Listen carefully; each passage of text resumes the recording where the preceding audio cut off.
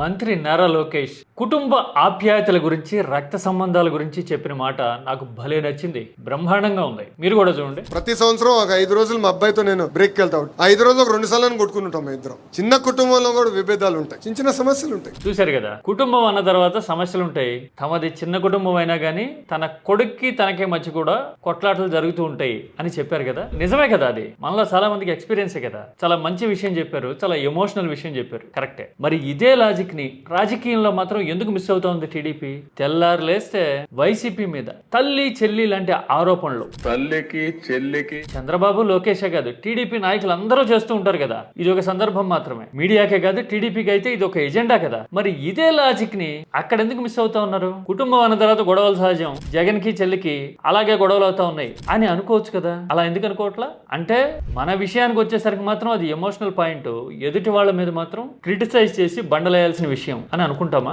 ఎలా అర్థం చేసుకోవాలంటారు? Comment subject oriented గా చేయండి, పార్లమెంటరీ లాంగ్వేజ్ మాత్రమే వాడండి. మాట్లాడుకుందాం.